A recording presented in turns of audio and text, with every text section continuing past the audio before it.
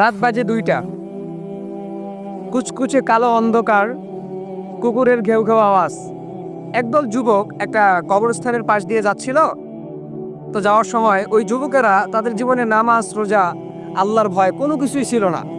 তারা শুধু মোবাইলের মধ্যে নাচ, গান, এরপর আপনার টিকটক, মেয়েদের ছবি, হারাম অশ্লীল কাজের মধ্যে তারা লিপ্ত থাকতো। তো একদল যুবক একদিন গ্রামের এক কবরস্থানের পাশ দিয়ে যাচ্ছিল।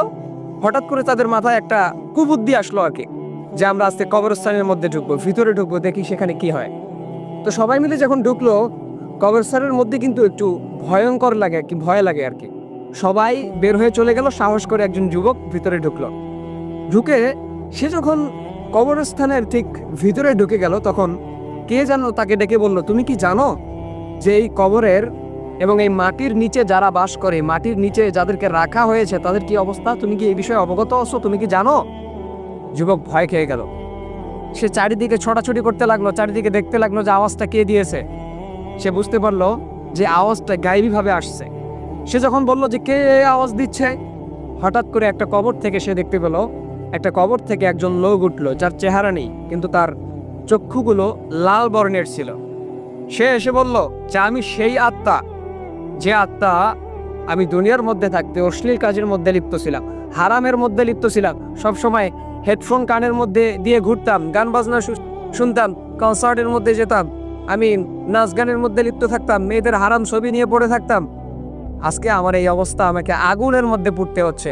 তুমি যদি এই অবস্থায় থেকে থাকো, তাহলে তুমি তোমার রবের দিকে এখনই ফিরে যাও, এখনই তুমি তওবা করো, নয়তো আমার মতো তোমাকেও আগুনের মধ্যে পড়তে হবে। তো এই যুবক এক কবরের সামনে গিয়ে অজ্ঞান হয়ে পড়ে রইল। পরের দিন গ্রামের মানুষেরা যখন সেখানে গেল, তারা দেখতে পেল যে যুবক এক কবরস্থানের এক কবরের উপরে অজ্ঞান হয়ে পড়ে আছে। তার জ্ঞান ফেরানো হলো। জ্ঞান ফিরেই সে শুধু বলতে লাগলো, আমি রবের দরবারে তওবা করতেছি, আর জীবনও আমি হারাম কাজের মধ্যে লিপ্ত থাকবো না, অশ্লীল কাজের মধ্যে লিপ্ত থাকবো না।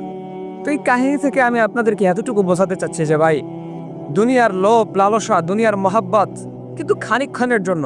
আপনাকে কিন্তু ফিরতে হবে রবের দরবারে। দুনিয়ার মৌজ মস্তি এটা খানিকক্ষণের জন্য, আখেরাত আপনার চিরস্থায়ী, সেটাকে নিয়ে আপনাকে ভাবতে হবে। আপনাকে ভাবতে হবে যে আপনি ফিরে যাবেন রবের দরবারে। আপনাকে ভাবতে হবে যে আপনার সৃষ্টিকর্তা আপনার জন্য একটা নির্দিষ্ট সময় পর্যন্ত আপনাকে দুনিয়াতে রাখবেন। তো জন্য ভাই, এখনো সময় আছে আপনাদের যে রবের দরবারে ফিরে যান, তওবা করেন।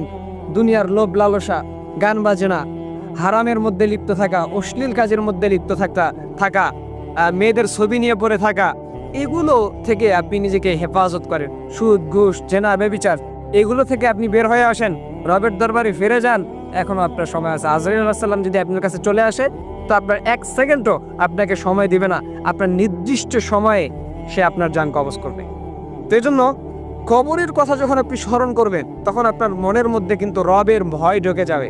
আজকে আমরা কবরের কথা স্মরণ করতে চাই না।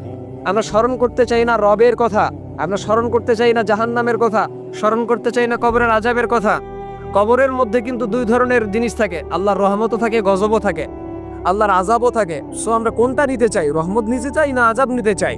যদি আমাদেরকে রহমত নিতেই হয়, তাহলে রবকে খুশি করার লক্ষ্যে দুনিয়ার মধ্যে আমাদেরকে কাজ করতে হবে। রবকে খুশি করার লক্ষ্যে দুনিয়াতে কাজ করতে হবে, রবের হুকুম আহকাম মানতে হবে, নবীর সুন্নাহগুলো মানতে হবে।